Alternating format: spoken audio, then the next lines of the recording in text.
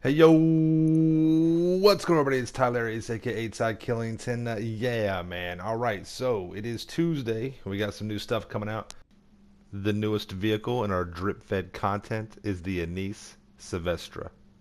It's a very nice looking vehicle, $990,000.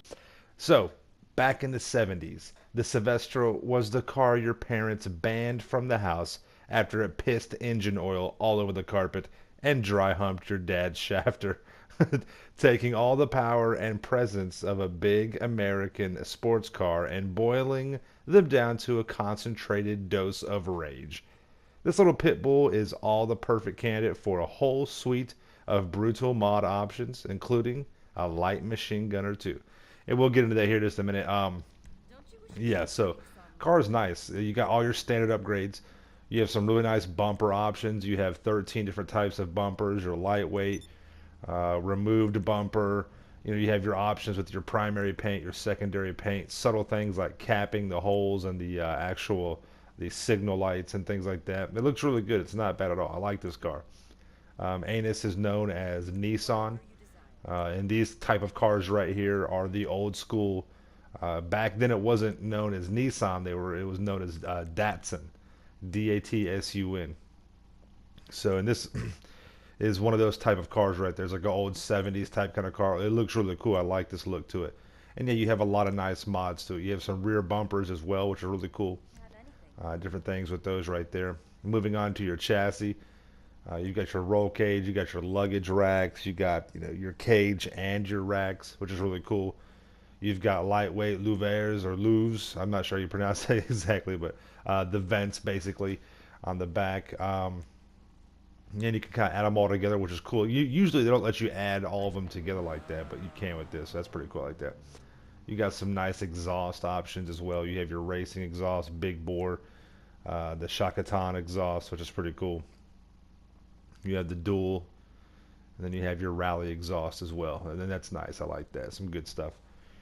Moving on, you got some fenders, really cool options with your fenders. You have skinny fenders, which is cool. You have your lightweight. You have your secondary, of course, primary. You have your wide body. I like the wide body a lot. That looks really, really good. Secondary wide body, of course. And you have rounded, which looks awesome. It looks so stupid, but I like it. And then, of course, you have your GT fenders, which looks really sharp on that car, too. I like it. Your grills, whole bunch of really cool grill options. You have lightweight, you have chrome, primary, secondary, different kind of designs. It looks really cool. You have 13 different grill options, which that's pretty cool. Nothing wrong with that. This car has great customization and it drives really nice. It is still snowing, so I wasn't able to get any kind of like top speed testing done or whatnot. It is in the sports classics category, so it's going to have tough competition with cars like your Turismo Classic and your Sterlings and things like that. So those are really good cars in that class. But of course, the Turismo is going to be one of your top ones. You've got your hoods, a whole bunch of different hood options as well. And this is cool right there. You have exposed turbos where there's cutouts and your turbos can be exposed. I like that.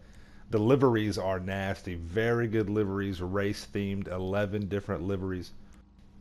I mean, there's definitely something there for everybody with the livery styles. They're really cool. Once again, they are race themed, but they are every one of them is very, very different, and I like that. They have different kind of paint schemes to them.